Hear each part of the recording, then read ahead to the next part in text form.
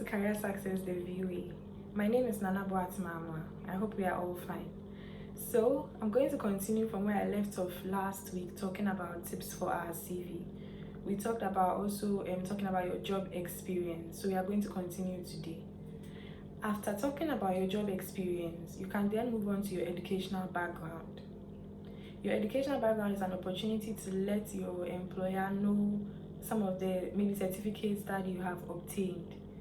Now you need to start from your most current education. If, for example, you've done your master's, you talk about the course, not in detail. You can just list the school, the certificate you acquired, and then the dates, like when you started and when you ended.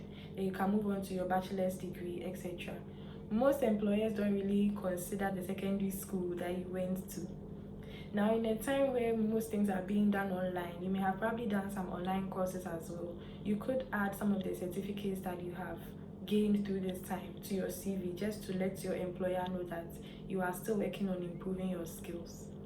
Now, after the educational background, these days, employers are also very interested in what we do outside the classroom and outside the office. So you can add extracurricular activities.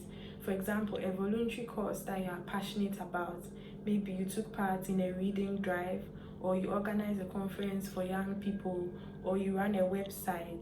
This is an opportunity to talk about your experiences outside the classroom and outside the office, just to let your employer know that you are versatile and also passionate about things in the environment, for example.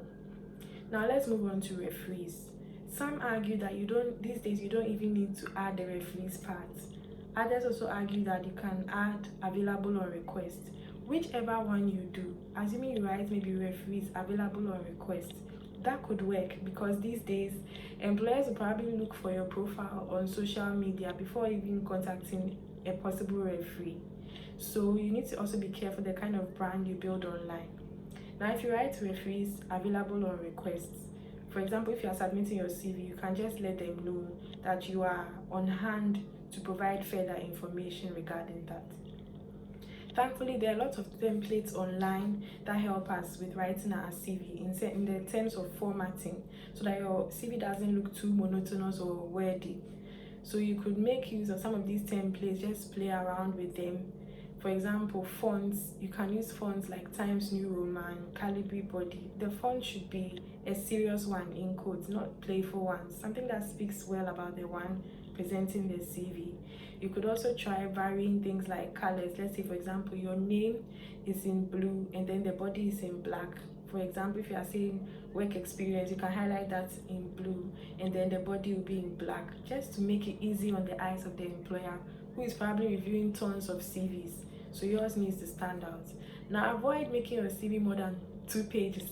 2 pages is enough, because like I said earlier, they are reviewing a lot of CVs, and you need to, as much as possible, sustain their interest. Now, one thing I'll also quickly talk about is when submitting your CV. When you're submitting your CV, don't just submit a blank mail. You first need to add a cover letter, and then that's if it's required, but it's mostly advisable to add a cover letter, and then you add your CV. Now, in the body of the email, acknowledge the person you are sending the mail to.